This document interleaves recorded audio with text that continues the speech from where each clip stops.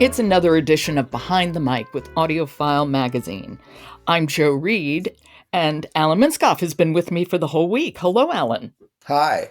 And we are going to, as they say in the Olympics, stick the landing, because this is a remarkable, it's a classic. It is The Living Mountain by the English writer Nan Shepherd, and it is read by Tilda Swinton. But there's a long introduction by the great Robert Macfarlane, and I just finished his new book, Is a River Alive? And of course, he's famous for the old ways, and he's a professor at Cambridge University. And he is a man with a huge heart and soul, and all of those things are applied to his introduction. It's a very detailed introduction. You understand the importance of this woman and this text, which was hidden for decades. This text did not appear during her lifetime. It took decades before it to appear, and it's a kind of an instant classic. And there's an afterword by Jenny Odell, the American writer about time, who wrote about how to do nothing and saving time. So tell us a little bit about The Living Mountain and what we could expect by listening. Yes. Okay. Like I said, it's a short, intense listen. And the Living Mountain are really mountains, the Cairngorms in northern Scotland. And this woman has spent most of her life there in the region. And she has dedicated her life to these mountains and to studying them, to camping in them, to walking in them, to treating the world with her knowledge of them.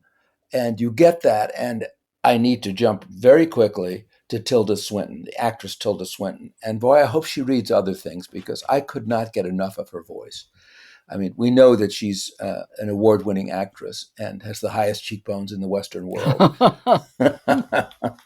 And she's wonderful. Let me just say that, I don't like to be too exaggerated, but she is just a model of narration. She has that clear voice. And this is ecology. And this is what happens when you fall in love with a place that, of course, Macfarlane talks about a great deal in his introduction. And what I think was brilliant here is they have the naturalist begin with the intro, and then you have the short but very powerful ecological text, and then you have Jenny Odell, who writes about time, and who writes about being careful with your time and experiencing.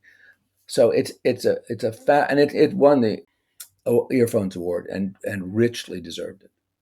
For sure. And this book was written in the 1940s originally. Yes, right after the war, right at the end of the war. She is, of course, living there. And remind me again, what part of Scotland? The far, far north.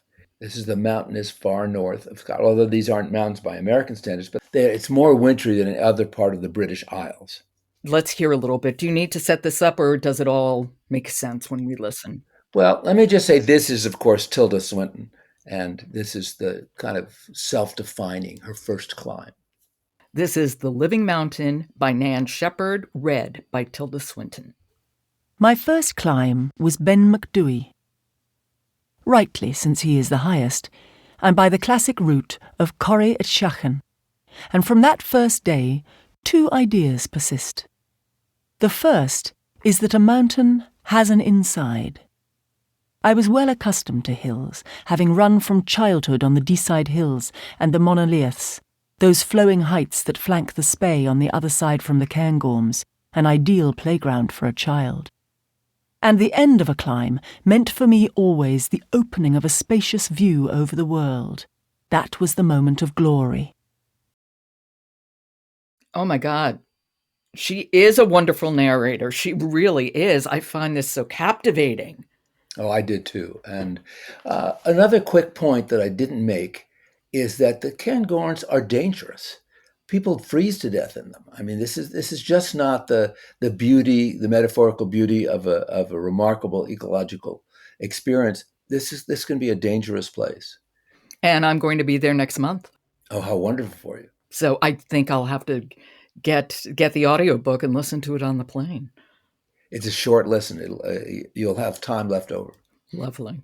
That is The Living Mountain by Nan Shepherd, read by Tilda Swinton, with an introduction by Robert Macfarlane, and Jenny Odell does the afterword. Well, Alan, thank you so much. It's been a great week. And I've enjoyed it. And tomorrow, it's a bonus edition of Behind the Mic. We are going to be celebrating Jane Austen's 250th birthday. That's tomorrow, a bonus edition of Behind the Mic. Today's episode is sponsored by Night Watcher, a twisty new audiobook performed by Will Collier and Helen Laser, plus a special note read by author Daphne Woolsencroft.